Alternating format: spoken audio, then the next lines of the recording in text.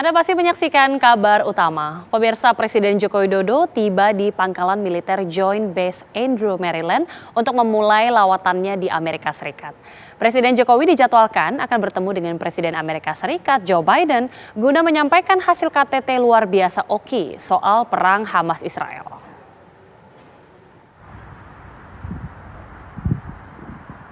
Presiden Joko Widodo tiba di pangkalan militer Joint Base Andrew, Maryland, tak jauh dari ibu kota Amerika Serikat, Washington DC, pada pukul 4:17 waktu setempat. Presiden Jokowi memulai rangkaian lawatannya di negeri Paman Sam dengan memberikan kuliah umum di Georgetown University dan bertemu Presiden Joe Biden di Gedung Putih. Dalam pertemuan bilateral tersebut, Presiden Jokowi akan membawa hasil pertemuan KTT luar biasa OKI untuk mendesak gencatan senjata dan pengiriman bantuan kemanusiaan ke Gaza, Palestina. Selasa 14 November, Presiden Jokowi akan bertolak ke San Francisco untuk mengikuti KTT APEC. Assalamualaikum warahmatullahi wabarakatuh.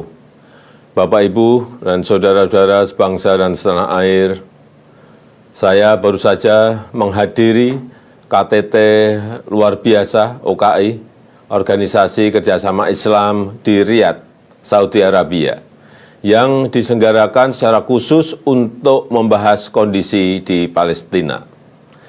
Saat KTT saya menyampaikan secara jujur bahwa dunia seolah tidak berdaya menyaksikan penderitaan rakyat Palestina. Sehingga saya mengajak negara-negara anggota OKI untuk bersatu dan berada di barisan terdepan dalam memperjuangkan keadilan bagi rakyat Palestina.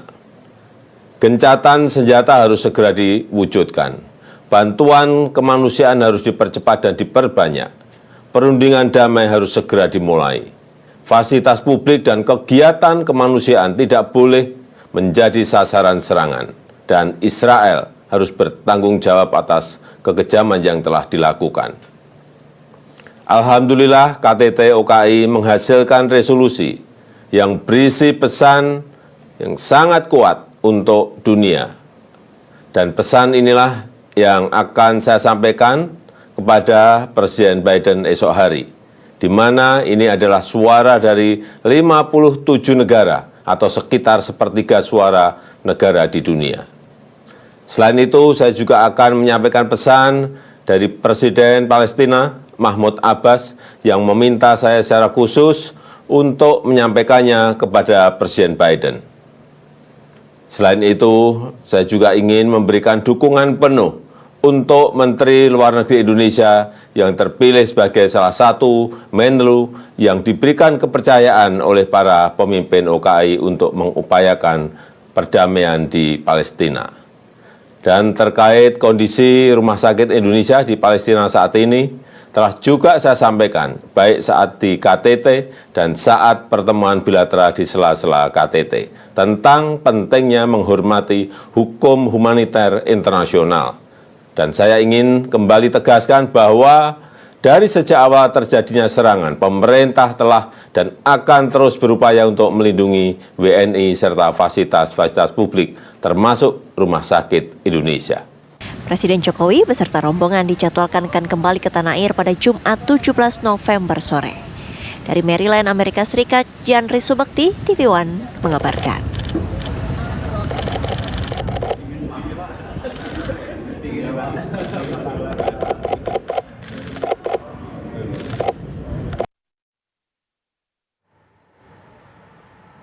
Dan kita langsung menuju ke Amerika Serikat, sudah ada rekan TV One Yandri Subakti di sana.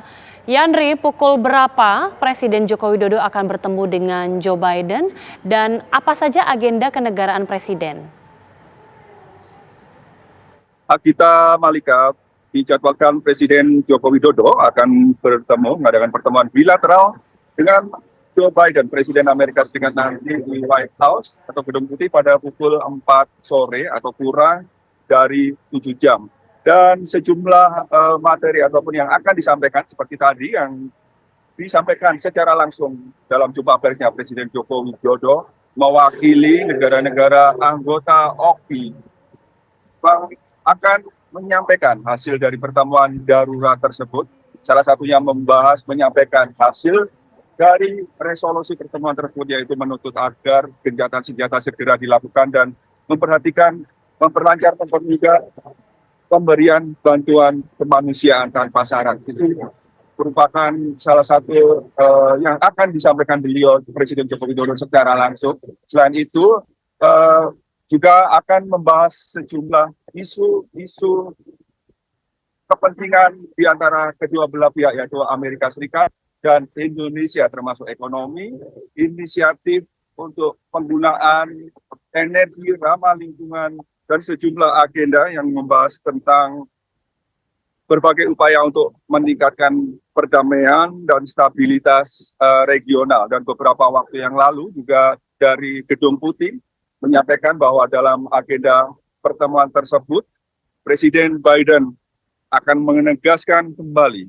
komitmen Amerika Serikat untuk memperdalam kemitraan kerjasama dengan pemerintah Indonesia yang tahun depan mencapai 75 tahun hubungan diplomatik.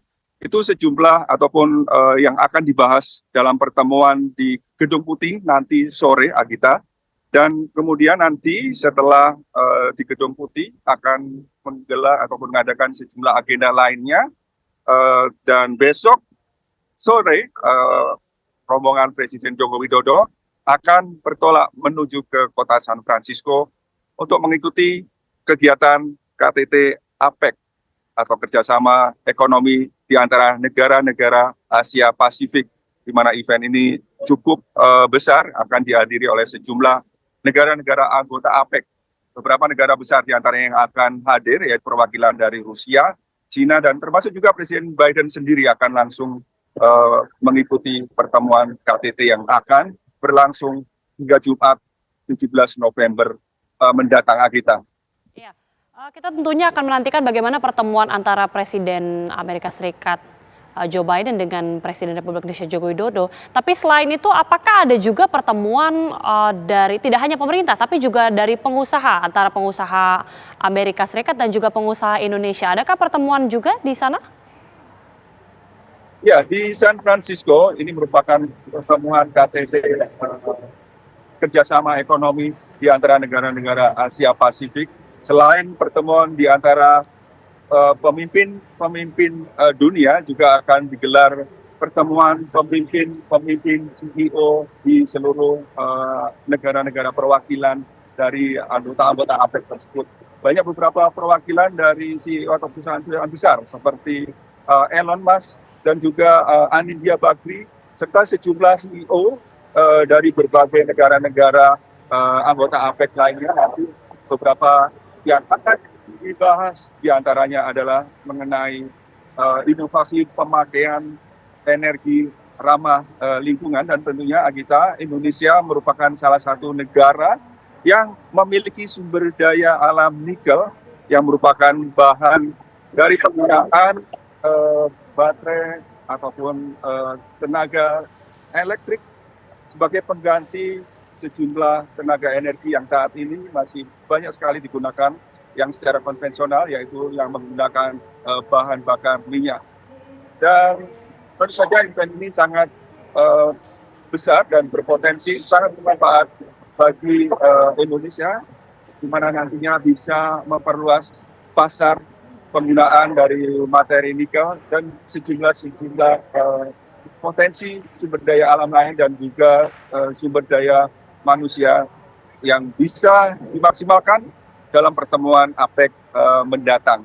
Terutama dalam pertemuan ini nanti akan juga dihadiri oleh secara langsung Presiden Amerika Serikat Joe Biden dan juga beberapa kepala negara anggota APEC. Diharapkan nanti bisa langsung menghasilkan sesuatu yang bisa bermanfaat bagi Indonesia. Agita. Baik, terima kasih Yandri Subekti, informasi langsung dari Washington DC, Amerika Serikat. Selamat bertugas kembali dan jaga selalu keselamatan.